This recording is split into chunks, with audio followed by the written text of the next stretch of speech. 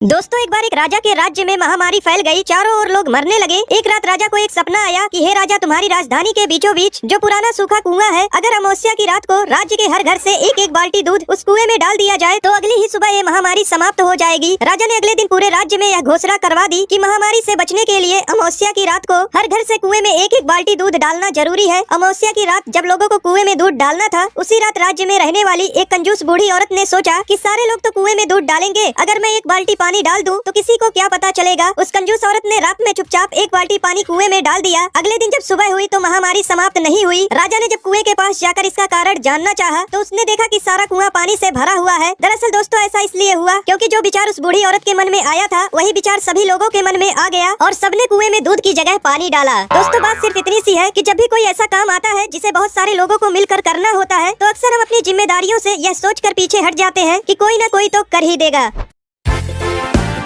पापा नहीं है, चलकर जाके उनका मोबाइल चलाती हूँ। अरे यार 2 घंटे हो गए मुझे मोबाइल चलाते चलाते और फोन की बैटरी तो 5% बची है। एक काम करती हूँ, पायल को दे देती हूँ, पापा आएंगे तो उस पे ही चलाएंगे। हाँ ये रे पायल, मोबाइल चला। अरे ये तो पापा का मोबाइल है, पापा मुझे मारेंगे। अरे तू टेंशन मत कर, मैंने पापा से बात कर ली है, वो तुझे नहीं मारेंगे। ये अब तो मैं खूब गेम खेलूंगी। तेरा गेम तो बेटा पापा ही निकालेंगे। अरे ये मोबाइल अचानक से बंद क्यों हो गया? बेटा हाँ, मैं सुबह से मोबाइल ढूंढ रहा हूँ, तूने देखा क्या? नहीं पापा, मैंने तो नहीं देखा, पर वो पायल सुबह 3 घंटे से मोबाइल चला रही है, अभी भी वही चला रही होगी। जाओ आप जाओ, वो देख रही होगी। क्यों तूने मेरे मोबाइल पूरी बैटरी डिस्चार्ज कर दी? अरे साक्षी ने मुझे अभी 10 मिनट पहले मोबाइल दिया। अच्छी का नाम बदनाम करेगी, चल जा किताब उठाकर पढ़ ले। है ना, वो कहते हैं ना कि आंख ने फल देखा तो मन में लालसा हुई। अब आंख तो फल देखने तोड़ने जा नहीं सकती, फल देखा आंख ने गए पैर।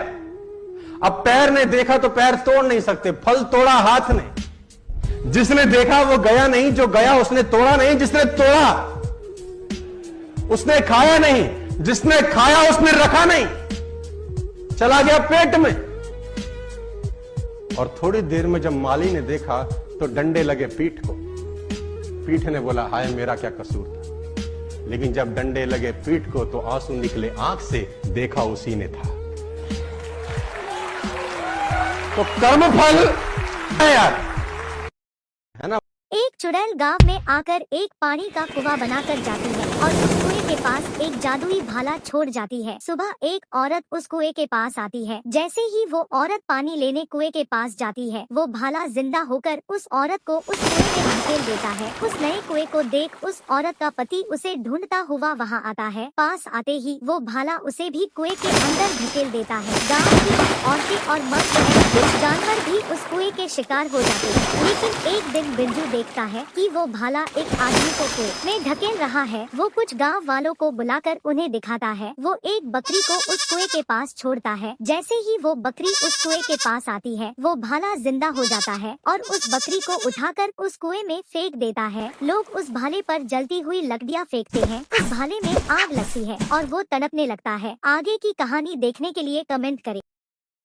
दोस्तों एक महिला थी, उसका एक बेटा था। महिला ने एक नेवला पाल रखा था। नेवला उसके बच्चे के साथ ही खेलता था, लेकिन वह महिला हमेशा इस बात को लेकर डरी रहती थी कि नेवला उसके बच्चे को कोई नुकसान ना पहुंचा दे। वह अपने बच्चे को कभी अकेला नहीं छोड़ती थी, लेकिन एक दिन किसी काम से उसे बाहर जाना पड़ा और बच्चा घर में अकेला रह गया। जब वह महिला बाहर थी तब नेवला उस बच्चे के पास ही बैठा रहा। अचानक एक काला नाग उस बच्चे के नजदीक आया। बच्चे को बचाने के लिए नेवले ने नाग से लड़ाई शुरू कर दी। काफी देर लड़ने के बाद नेवले ने उस नाग को मार दिया। जब वह औरत वापस आई तो उसने नेवले के मुंह को खून से सना देखा। उसने सोचा कि नेवले ने उसके बच्चे को मार दिया है। उसने आओ देखा ना ताओ तुरंत नेवले को जान से मार दिया। जब वह कमरे में दाखिल हुई तो उसने अपने छोटे बेटे के पास एक मरे हुए सांप को देखा और उसका बेटा शांति से सो रहा था। महिला को सच्चाई पता चली, लेकिन तब तक बहुत देर हो चुकी थी।